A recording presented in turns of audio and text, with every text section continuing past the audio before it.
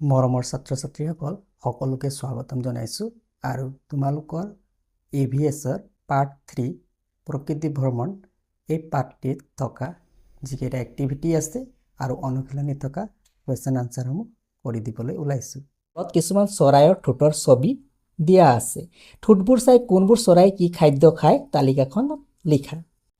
ঘনচিৰিকাই কি খায়? ধান, মাহ আদি খায়। বৰটোকোলাই মাছ, ভেকুলী, শামুক আদি খায়। আৰু ইগলে সাপ, সৰু চৰাই, এন্দুৰ আদি খায়। কোনবিধ চৰাই কি খায় এয়া তোমালোকে খালী ঠাই দিয়া আছে, খালী ঠাইসমূহত লিখিবা। এইটো পেজত আছে তোমালোকৰ এক্টিভিটি 2 আৰু এক্টিভিটি 3। এক্টিভিটি 2ত কি দিয়া আছে? চৰাইৰ নাম ক'ত বা সাজে সেইটো লিখিব লাগিব। আৰু বাহ সজা সামগ্ৰী, ইয়াত তিনিবিধ চৰাইৰ নাম লিখা হৈছে: বুলবুলি চৰাই, টুকুৰা চৰাই, কাউৰী চৰাই। বুলবুলি চৰায়ে ক'ত বা সাজে? জোপোহা গছৰ ডালত। আৰু বাহ সাজিবলৈ কি কি সামগ্ৰী ব্যৱহাৰ কৰে? ঘাঁহ, বন, পাতৰ আঁহ ব্যৱহাৰ কৰি বুলবুলি চৰায়ে বাহ সাজে। টুকুৰা চৰায়ে ক'ত বাহ সাজে? টুকুৰা চৰায়ে তামোল, নাৰিকল আদি গছত বাহ সাজে। আৰু বাহ সাজোতে কি কি সামগ্ৰী ব্যৱহাৰ কৰে? তামোল, নাৰিকল আদি গছৰ পাতৰ আঁহ ব্যৱহাৰ কৰে। কাউৰী চৰায়ে ক'ত বাহ সাজে? ওখ গছত। আৰু বাহ সাজিবলৈ কি সামগ্ৰী ব্যৱহাৰ কৰে? বাঁহৰ কাঠি, গছৰ সৰু ডাল, কুটা আদি ব্যৱহাৰ কৰে। আৰু 3 নম্বৰ এক্টিভিটিত কি দিয়া আছে চোৱা। চৰাইবিধৰ নাম লিখিব লাগে ইয়াত।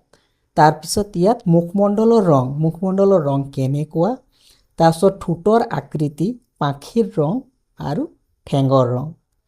দুটা চৰাইৰ নাম লিখা হৈছে ভাটৌ আৰু কাউৰী। ভাটৌৰ মুখমণ্ডলৰ ৰং কেনেকুৱা? ভাটৌ চৰাইৰ মুখমণ্ডলৰ ৰং ৰঙা আৰু সেউজীয়া। ৰঙা লিখা হৈছে, ঠোঁটৰ ৰং ৰঙা আৰু মুখমণ্ডল বুলি ক'লে সেউজীয়া ৰংটো আহিব। গতিকে ভাটৌৰ মুখমণ্ডলৰ ৰং সেউজীয়া, ৰঙা। তাৰপিছত ভাটৌৰ ঠোঁটৰ আকৃতি শকত হয় আৰু আগলৈ বেঁকা, আগফালে বেঁকা থাকে। পাখিৰ ৰং কেনেকুৱা? ভাটৌৰ সেউজীয়া, আমি সকলোৱে জানো সেউজীয়া, এইটো দেখি থকা হয়, হয়নে? ঠেঙৰ ৰং মটীয়া বৰণৰ হয়।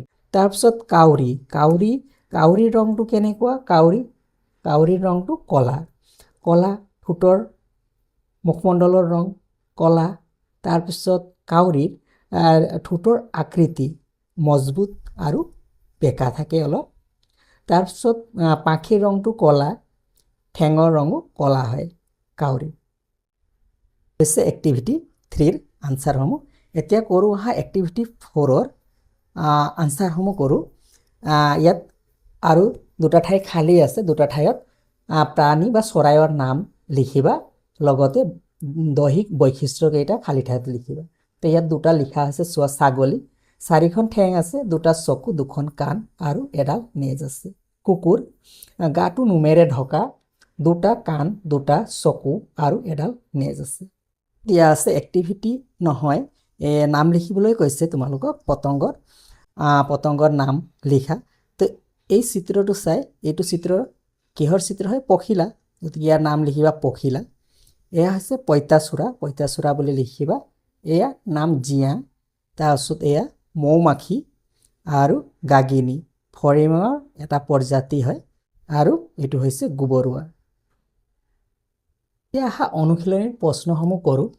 ক নম্বৰ, অসমৰ ৰাজ্যিক বৃক্ষ কি? আহঁত, হোলোং, শাল, সেগুন। অসমৰ ৰাজ্যিক বৃক্ষ হৈছে হোলোং।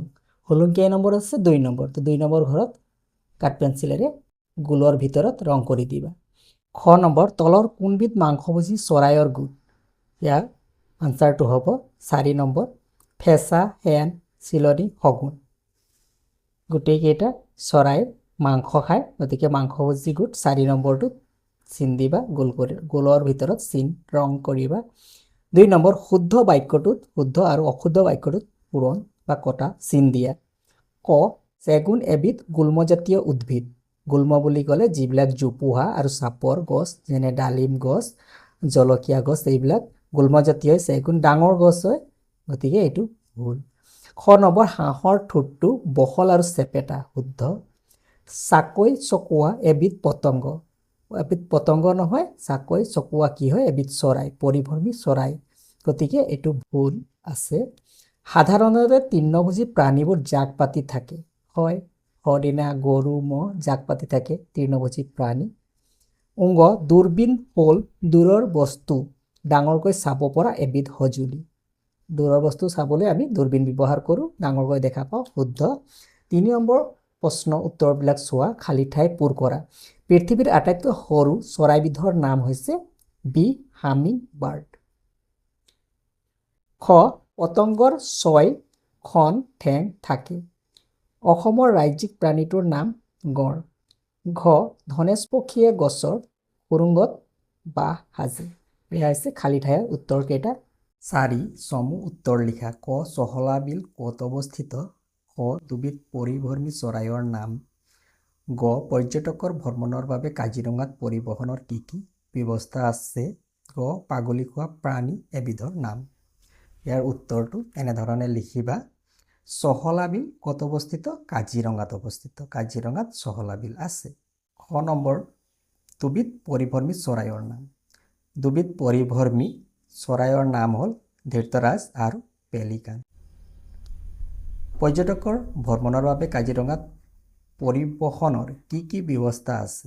পৰ্যটকৰ ভ্ৰমণৰ বাবে কাজিৰঙাত জীপ গাড়ী আৰু হাতীৰ ব্যৱস্থা আছে। গ পাগলী খোৱা প্ৰাণী এবিধৰ নাম লিখা। পাগলী খোৱা প্ৰাণী এবিধৰ নাম হ'ল গৰু। এনেধৰণে প্ৰশ্নকেইটাৰ চমু উত্তৰ তোমালোকে লিখিবা। তাৰপিছত 5 নম্বৰটোত চোৱা, 5 নম্বৰৰ যিকেইটা প্ৰশ্ন ইয়াত দিয়া আছে, প্ৰশ্নৰ উত্তৰকেইটা তোমালোকে এনেধৰণে লিখিব পাৰিবা। মাংসভোজী প্ৰাণীবোৰৰ ঠেঙৰ হাতোৰা শক্তিশালী হোৱাৰ বাবে কি সুবিধা হয়? ইয়াৰ আনচাৰটো এনেধৰণে লিখিবা। উত্তৰ মাংসভোজী প্ৰাণীবোৰৰ ঠেঙৰ হাতোৰা শক্তিশালী হোৱাৰ বাবে চিকাৰ কৰা প্ৰাণীটোক খামুচি ধৰি ৰাখিবলৈ আৰু মঙহ ফালি ছিঙি খাবলৈ সুবিধা হয়। ঠেঙৰ হাতোৰা শক্তিশালী হোৱাৰ বাবে কি হয়? চিকাৰ কৰা প্ৰাণীটোক খামুচি ধৰি ৰাখিবলৈ আৰু ফালি ছিঙি খাবলৈ সুবিধা হয়।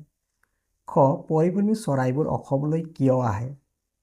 পৰিভ্ৰমী চৰাইবোৰ শীতকালত অতিমাত্ৰা ঠাণ্ডাৰ পৰা বাচিবলৈ আৰু খাদ্যৰ সন্ধানত সুদূৰ বিদেশৰ পৰা উৰি অসমৰ বিভিন্ন বিল তথা জলাশয়লৈ আহে। বিভিন্ন কাৰণ আছে, তাৰে ভিতৰত প্ৰধান কাৰণ অতিমাত্ৰা ঠাণ্ডাৰ পৰা ৰক্ষা পাবলৈ, বাচিবলৈ আৰু খাদ্যৰ সন্ধানত অসমলৈ পৰিভ্ৰমী চৰাইবোৰ আহে। গ নম্বৰ চহলা বিলত থকা প্ৰাণী আৰু চৰাইবোৰক পৰ্যটকে খাদ্য খাবলৈ দিয়াটো কিয় নিষেধ? উত্তৰ পৰ্যটকে দিয়া বাহিৰা খাদ্য খালে বিলৰ চৰাই চিৰিকটি আৰু বন্যপ্ৰাণীবোৰৰ বেমাৰ আজাৰ হোৱাৰ সম্ভাৱনা থাকে, সেয়ে সিহঁতক খাদ্য দিয়াটো নিষেধ। বাহিৰা খাদ্য বুলি ক'লে যিকোনো খাদ্য হ'ব পাৰে, পেকেটজাতীয় খাদ্যও হ'ব পাৰে, যিবিলাক প্ৰাণী আৰু চৰাইবোৰে খালে প্ৰাণী আৰু চৰাইবোৰৰ বেমাৰ আজাৰ হোৱাৰ সম্ভাৱনা থাকে, সেইকাৰণে সিহঁতক খাদ্য দিয়াটো, বাহিৰা খাদ্য দিয়াটো নিষেধ। চৰাই চিৰিকটি অথবা প্ৰাণী কিয় সজাত বন্দী কৰি থ'ব নালাগে? উত্তৰ চৰাই চিৰিকটি আৰু বন্যপ্ৰাণীবোৰ প্ৰকৃতিৰ মুক্ত পৰিৱেশত থাকিয়ে ভাল পায়। সিহঁতক সজাত বন্দী কৰি ৰাখিলে সিহঁতৰ স্বাধীনতাত বাধা পৰে, কষ্ট পায় আৰু প্ৰকৃতিৰ সন্তুলন নষ্ট হয়। বন্যপ্ৰাণী বা চৰাই চিৰিকটি মুক্ত খোলাখুলিকৈ থকা পৰিৱেশত ভাল পায়। সজাত বন্দী কৰি ৰাখিলে সিহঁতে কষ্ট পায় আৰু স্বাধীনতা মানে নিজ ইচ্ছামতে যলৈকে যাব বিচাৰে যাব নোৱাৰে, যি খাব বিচাৰে খাব নোৱাৰে, গতিকে স্বাধীনতাত বাধা পৰে আৰু প্ৰকৃতিৰ সন্তুলন নষ্ট হয়। প্ৰকৃতিৰ এটা বেলেঞ্চ আছে, সন্তুলন আছে, প্ৰতিটো প্ৰাণীয়ে ভাৰসাম্য ৰক্ষাৰ কাৰণে কাম কৰে, যেনে শগুনে মৰা খাই পৰিৱেশ চফা কৰে, ঠিক তেনেদৰে প্ৰত্যেকটো প্ৰাণীৰে প্ৰকৃতিৰ সন্তুলন বা ভাৰসাম্য ৰক্ষাৰ নিজৰ নিজৰ ভূমিকা আছে, গতিকে প্ৰকৃতিৰ সন্তুলনো নষ্ট হয়। পৰ্যটকক গাইডে কেনেদৰে সহায় কৰে? উত্তৰ গাইডে পৰ্যটকসকলক হাবিৰ ভিতৰলৈ সুৰক্ষিতভাৱে লৈ যায়, বিভিন্ন বন্যপ্ৰাণী আৰু চৰাই চিৰিকটি চিনাক্ত কৰি দিয়ে। গাইডে কি কৰে? পৰ্যটকসকলক সুৰক্ষিতভাৱে লৈ যায় আৰু বিভিন্ন বন্যপ্ৰাণী আৰু চৰাই চিৰিকটিৰ লগত পৰ্যটকসকলক গাইডে চিনাক্ত কৰি দিয়ে। 6 নম্বৰ ক অংশৰ লগত খ অংশ আঁচটানি মিলোৱা। ধৃতৰাজ এবিধ পৰিভ্ৰমী চৰাইৰ নাম হয় যুক্তৰাজ। নলখাগৰি, নলখাগৰি হয় এবিধ উদ্ভিদ হয়। নলখাগৰি উদ্ভিদলৈ টানিবা। উদ, উদ এবিধ প্ৰাণী হয়। তাৰপিছত মৌমাখি, মৌমাখি এবিধ পতংগ। এনেধৰণে তোমালোকে আঁচটানি মিলাবা। পাৰ্থক্য লিখা। তৃণভোজী আৰু মাংসভোজী প্ৰাণী। তৃণভোজী প্ৰাণীয়ে কেৱল গছ-গছনিৰ পাত, ঘাঁহ বন আদি খাই জীয়াই থাকে, উদাহৰণস্বৰূপে হাতী, হৰিণা, গড়। আনহাতে মাংসভোজী প্ৰাণীয়ে আন জীৱ-জন্তু চিকাৰ কৰি সিহঁতৰ মঙহ খাই জীয়াই থাকে, উদাহৰণস্বৰূপে বাঘ, নাহৰ ফুটুকী, বাঘ আদি। 8 নম্বৰ, শব্দ জালিকাখনত থকা চৰাইৰ নামকেইটা চিনাক্ত কৰি ঘেৰ দিয়া। ইয়াত কি আছে চোৱা। পাৰ, পাৰত ঘেৰ দিয়া হৈছে শালিকা, হেন, ইফালে কণা, মচুৰি, ঈগল, চিলনী, বাঢ়ৈটোকা, কেতেকী। এনেকৈ থিয়কৈ এইখিনি চিন দিয়া হৈছে, ঘেৰ দিয়া হৈছে। আৰু পথালিকৈ শামুক ভঙা, শামুক ভঙা এইটো এটা। তাৰপিছত বগলী, বগলীত দিয়া হৈছে। তাৰপিছত ইয়াত ঘনচিৰিকা, ঘনচিৰিকাত দিয়া হৈছে হাঁহ, হাঁহত দিয়া হৈছে বুলবুলি চৰাই, শগুন, বগলী। এইকেইটা পথালিকৈ ঘেৰ দিয়া হৈছে। শব্দ জালিকাখনৰ পৰা এইকেইটা চৰাইৰ নাম বিচাৰি উলিওৱা হ'ল আৰু ঘেৰ দিয়া হৈছে। এয়াই আছিল পাৰ্ট 3ৰ সকলোকেইটা প্ৰশ্নৰ উত্তৰ। ধন্যবাদ।